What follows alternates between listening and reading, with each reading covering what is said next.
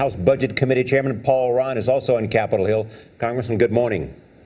Morning, Charlie. How you doing, Nora? You worked hard to put this bill together, you and Senator Murray, yet at the same time, conservative groups are blasting it, and Speaker Boehner is blasting them. Do you share his criticism of those conservative groups who are criticizing this? Well, we were a little caught off guard that they came out against the agreement before we even reached an agreement. And so one would like to think that you'll get criticized after people know what it is you're doing, not before they know what you're doing.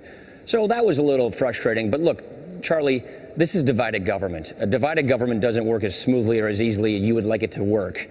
What matters to me is, are we moving in the right direction? This is a modest step in the right direction, but nonetheless, we're going in the right direction. This isn't our budget. This isn't everything we want. I want to balance the budget and pay off the debt. That's not what this does, but this prevents the government from shutting down in January and in October, and it results in net deficit reduction. 92% of the sequester is left in place with this agreement. So, look, in divided government, you don't get all the things you want, and what Patty and I decided to do is not require either of us to violate our principles, but see where common ground lies, and that's the result of this.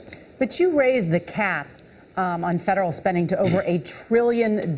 So address the specifics here and the criticism from conservatives who say you are raising spending now and just promising debt reduction later. Well, Nora, that's just the nature of how budgets work. When you change entitlement spending, or what we call mandatory spending, it takes a while for those savings to accumulate, but they're permanent savings, which are paying for temporary sequester relief or a temporary spending increase.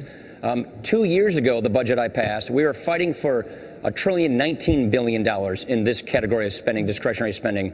Under this agreement, we won't see that number until the year 2017. So we're quite a ways ahead of schedule.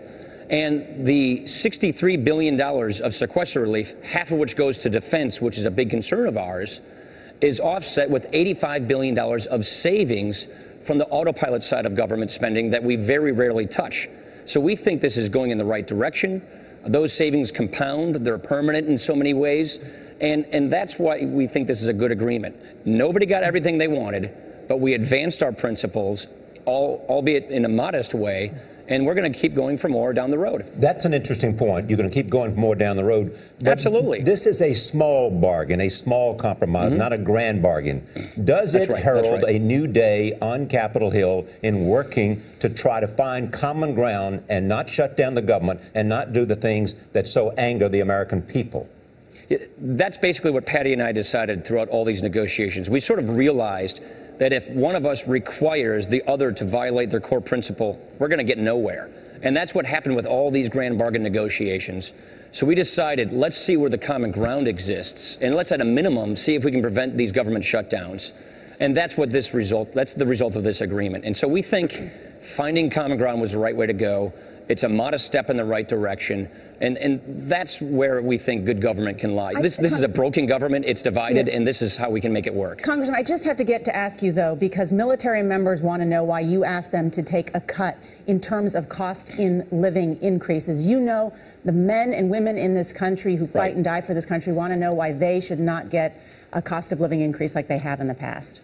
Well, this is a reform that was asked for us by the defense folks, by DOD and people in the defense community, because this is a part of their budget that is squeezing all the readiness, all the things that they want to buy. So it's a problem that the Pentagon has with their budget, and it's only for young retirees who are in working age. What happens is after you put 20 years in, typically you'll go get another career, and your pension supplements that. So before you're 62, your inflation update won't be as high as after you're 62. And when you turn 62, you'll get a catch-up provision. So this reflects the reality of the fact that a lot of people who are pre-retirement age but have already retired are doing two jobs. But more importantly, Nora, this frees up more money for the Pentagon so that we can meet our readiness needs. All right, Congressman Ryan, good to see you. Thank you. Thanks, Nora.